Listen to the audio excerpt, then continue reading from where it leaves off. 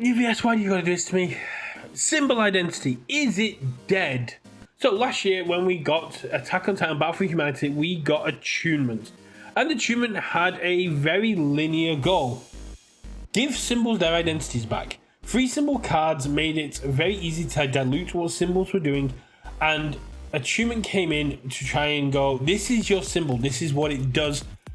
And we all thought, this is cool. Yeah, this opens up deck building. Everyone can play the strongest cards.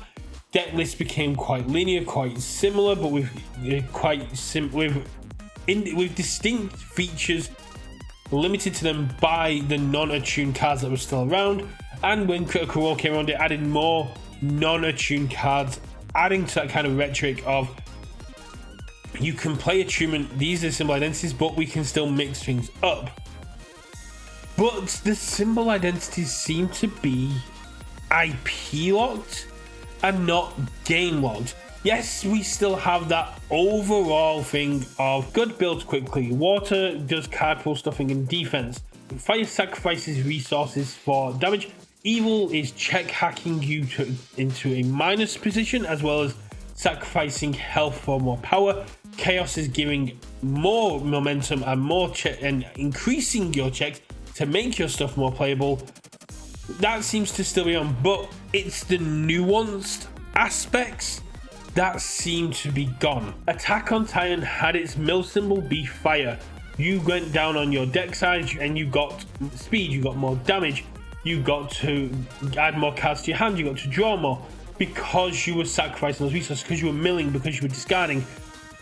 And then we come to TMNT with the fire symbol there, and we see Raphael with the discarding the hand going, cool, we can still utilize some of the AOT. But then the all symbol becomes a TMNT mill symbol.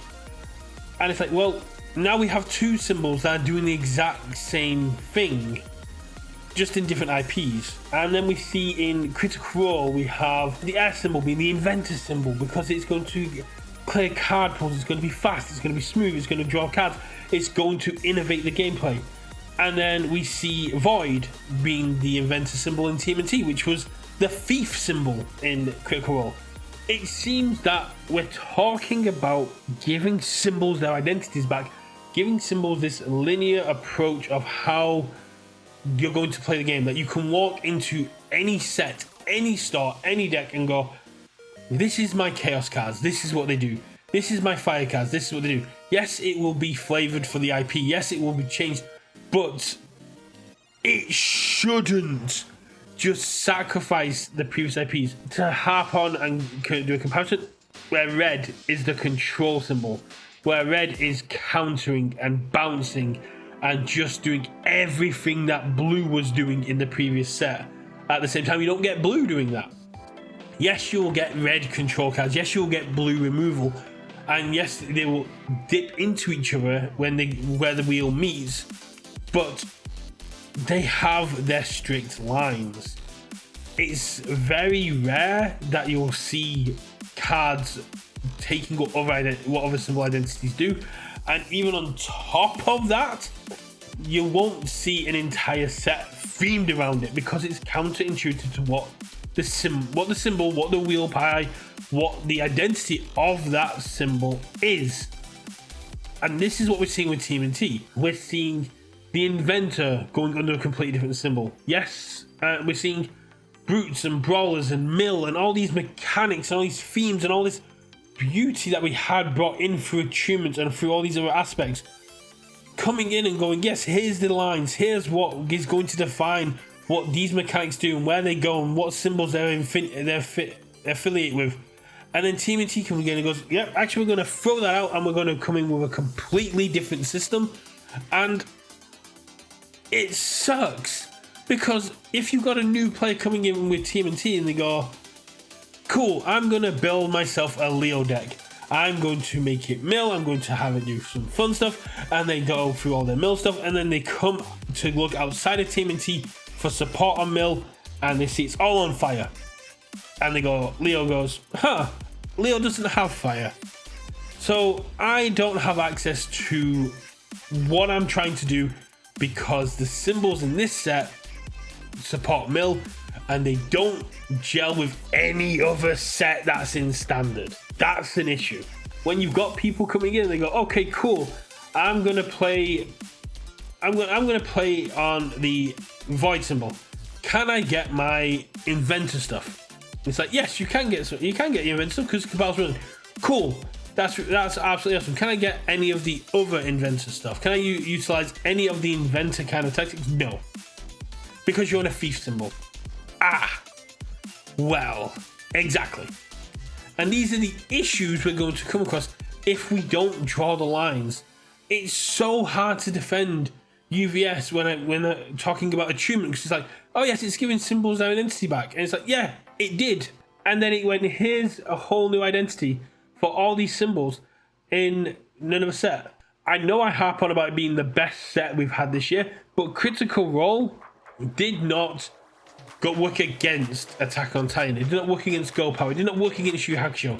It flowed with them. It acted like a natural accelerant for those sets. It went, here's what your symbols are doing. Let me help with that. Here's what your design, here's what your mechanics are doing. Here's what we're going to add to this. Here we're going to add character traits. We're going to exemplify the character traits we already got. We're going to clearly define what those character traits do and what their symbols are. And then TMNT comes in and goes, no, we're going to change all that. We're going to put this here. We're going to put this here. Mill is no longer a fire symbol. It's an all symbol. Water, yep, you can keep that as character stuff because it doesn't interact with anything else we're doing. And we've already had June doing that. And it just seems to lose what this game, what people loved about this game. It takes away from one of the fundamental truths of Universus. These are our symbols and these are what they do. And then Universus, and then TMNT and other TMNT goes, cool, but we're going to swim against the tide. We're going to go against the flow of what these symbols have already established to do. Last year you established what these symbols are doing and they don't do that anymore. And that needs to be addressed. To me, there needs to be a consistency in what the symbols do. If we're constantly adding new mechanics, new abilities, new card types, new ways to play this game, as well as reinventing the wheel with every set and going, fire now does this, odd now does this, good now does this, but it doesn't do the same as what the set last year did, it becomes a lot to take in. And we spent ages last year talking about the mental load of new players. This is a fundamental piece of learning the game that a new player should come in and go, cool, fight is my mill symbol. It will cost me cards for my deck, but it will make my deck stronger. Evil will reduce my life, but it will give me abilities and it will also allow me to make my opponent's turn harder. Water will allow me to stuff their card pool, and then if they go to the next set, if we get, say, Guilty Gear or Godzilla or whatever else is coming next year, and we get these symbols back and they do the opposite or something different and they don't follow this fundamental theme that we've set out for these symbols, then new players start to become lost. Like, well, why isn't fire milling anymore? Why isn't it doing the same thing it did last time? Yes, I understand that some of the other cards, but the overarching theme of a symbol should fit its identity. And if we're diluting it, if we're changing it with every IP, what was the point of bringing in attunement? What was the point of getting rid of 3 symbol cards, allowing each card to be played if your character has a symbol? What was the point of it if that symbol identity is going to change? Why not just scrap symbols altogether? What is the point of it if everything's going to change, if they have no identity, if they don't fit into the game anymore, because people are just going, because new symbols, every set is going to have a new symbol playing a new role. It's going to be too hard to it's going to be too hard for new players to understand. It's going to be too annoying for some players to be able to comprehend and even want to understand. And it's going to just lead to comparisons and disappointment when you've got someone who was looking to play a mill-focused character, say like Eren, going, cool, TMNT's bringing all this mill, it's on fire, right? It's on fire, right? And they go, no, it's on all. It's like, cool, TMNT didn't have all I don't get to play all these mill cards. They would have been perfect for my deck. They would have pushed my deck further. I could have made a character which was less relevant, more relevant with this support, but the symbol identities got switched somewhere. I've been ranting about this for 10 minutes. I've been saying the same thing over and over again. Let me know what you guys think. Is it just me noticing this, or is symbol identity kind of just messed up? I get wanting to adapt IPs, I get wanting to give faithful adaptations, but you can do that and have consistency in the game. Come on, we've got some of the best designers in card games out there. We've got some of the most experienced card game designers, and we've got card game designers that love to solve the problems. So here's your problem. Give us consistency while faithfully adapting IPs. That's all I want. I will catch you all at game night, where I will be playing symbols that I have no idea what they do anymore. Let me know what you guys think in the comments below, and if you've got any theories or anything you'd like me to cover, please do let me know. I would love to make content that you guys are asking for. I will catch you all at game night. Bye!